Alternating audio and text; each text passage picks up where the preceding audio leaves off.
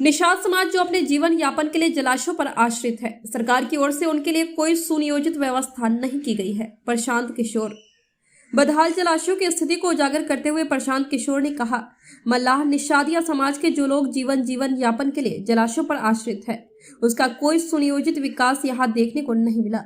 हजारों एकड़ जमीन में जलकुंभी पड़ा हुआ है। अगर इसे स्वच्छ करके इसका विकास किया जाए तो वह वर्ग जो आय के लिए इस पर निर्भर है, उसको फायदा होगा। और जहां विकास हुआ भी है, वहां प्रभुत्व दबंगों के हाथ में है। अरेराज और पहाड़पुर एरिया में बेतिया राज की जो गर्मजरुआ जमीन है, जिसको खाता नंबर 82 करके जिसका दाखिल खारिज रोक दिया गया है।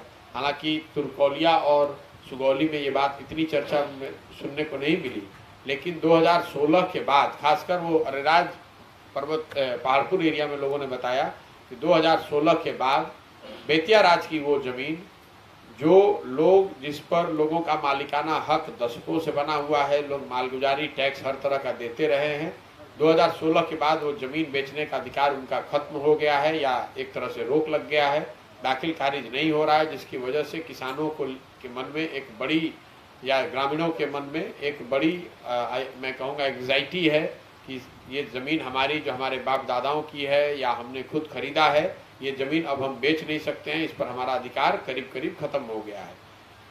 देखिए, बीपीएससी और सरकारी नौकरियों को लेकर बहाली को लेकर जितनी तरह की प्रक्रिया बिहार में चल रही है, उसकी विश्वसनीयता को लेकर एक बहुत बड़ा प्रश्न चिन्ह पिछले कई सालों के अनुभवों के आधार पर लोगों के मन में है।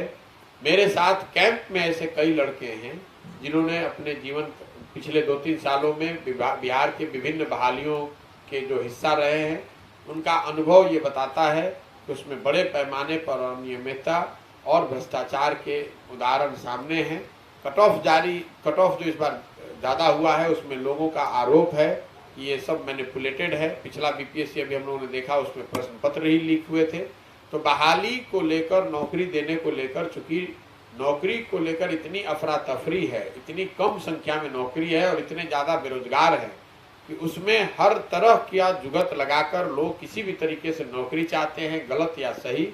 और सरकारी व्यवस्था इतनी बेहतर या फुल प्रूफ है नहीं, जिसकी वजह से लोग भ्रष्टाचार के माध्यम से, संबंधों के आधार पर, जातीय आधार पर या जिस तरीके से भी उसमें घुस सकते हैं। जैसे आप देखते हैं कि अगर कोई ट्रेन है जिसमें बोगी या सीट कम है और चढ़ने वालों की संख्या ज़्यादा है, तो अफरा तफरी होती है। लोग एक दूसरे की चिंता किए बगैर सही या गलत तरीके से उसके अंदर जाना चाहते हैं।